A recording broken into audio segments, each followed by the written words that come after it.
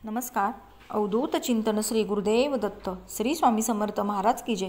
9 ऑगस्टला आहे नागपंचमी, श्रावणातील पहिला सण म्हणजेच नागपंचमी. तर आपण या दिवशी काय करावे आणि काय करू नये हे पाहूया. व्हिडिओ संपूर्ण बघा, खूप महत्त्वाचा आहे.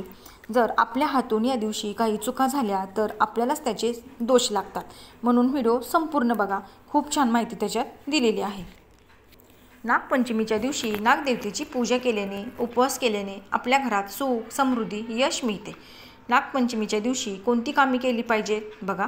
नागपंचमीच्या दिवशी नागदेवतांची पूजा करायची आहे. पूजा करताना त्यांना दूध, पांढरी मिठाई, पांढरी फुले, लाह्या अर्पण करायच्या आहेत.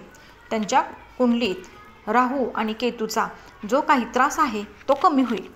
नागदेवतेला दुधाचा नैवेद्य अर्पण करताना ते तांब्याचे भांडे असावे, पितळेचे नसावे. या दिवशी काही चिरू नये, कापू नये, तळू नये, भाजू नये, कोणाचीही हिंसा करू नये, जमीन खणू नये. दिंड, पातोळ्या, मोदक, उकडून केलेले पदार्थ आपल्या आहारात घ्यावेत असे म्हणतात. या दिवशी झाडे तोडू नयेत. सुई, धागा वापरणे अशुभ मानलं जातं. तसेच टोकदार वस्तू वापरू नयेत. अशा वस्तू वापरल्याने आपल्या आयुष्यात अडचणी येतात. लोखंडी भांड्यात अन्न शिजवू नये आणि ते खाऊ नये. नागपंचमीच्या दिवशी पाठावर अथवा भिंतीवर नागांचे चित्र काढावे किंवा मातीचे नाग आणून त्यांची पूजा करावी. नागपंचमीच्या दिवशी नागदेवतांची पूजा केल्यास कालसर्प आणि सर्पदोषाचा प्रभाव दूर होतो. नागपंचमीला नागदेवतेची पूजा केल्यास कुटुंबात सर्पभय राहत नाही असे म्हणतात. पुराणात सांगितले गेले आहे.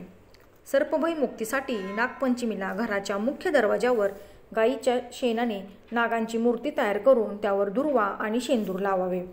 वरवाची पूजापाठ करताना आपल्यामुळे आधी नागदेवतेला काही त्रास होईल, काही इजा होईल असे वागू नका, कारण त्याचे आपल्याला दोष लागतात. या दिवशी तुम्ही तुमच्या ऐपतीनुसार दानधर्मसुद्धा करू शकता. बघा, प्रत्येक दिवसाचं वेगळं असं एक महत्त्व असतं. या दिवशी आपण काही गोष्टी पाळल्या, काही नियम पाळले तर याचे दोष आपल्याला लागत नाहीत. तर केलेली सेवा श्री स्वामी चरणार्पण वस्तू. व्हिडिओ आवडल्यास लाईक, शेअर आणि सबस्क्राईब करा. तोपर्यंत तुम्हा सर्वांना श्री स्वामी समर्थ.